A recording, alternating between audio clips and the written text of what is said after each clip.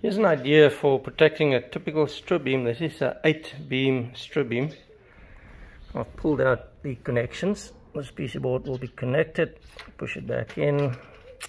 You'll have your little lid. So this screws on. Okay. Wiring will be coming out here, and this will open up here. It's a duct.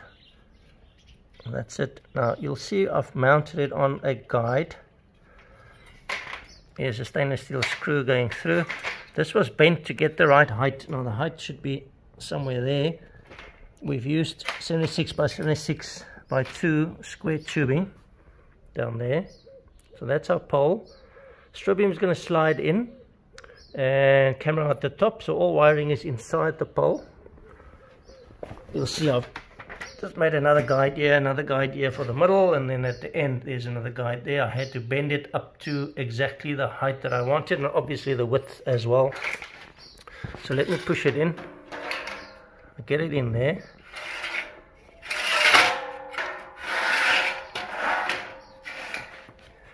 Now let me just get my lid up. Alright, and this one is almost in. There we go.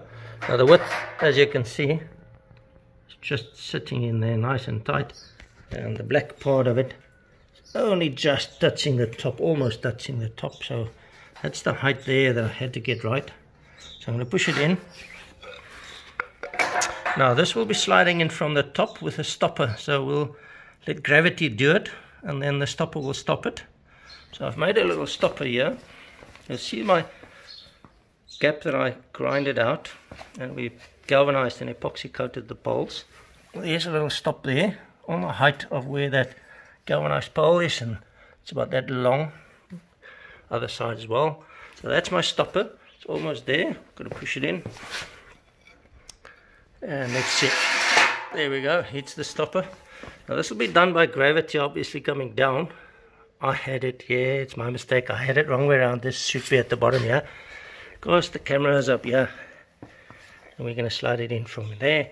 It's going to slide down. Obviously, a lot of slack of the cable will be behind that galvanized pole, and we're coming out at the bottom, and we'll be mounting pole here on the side of a wall.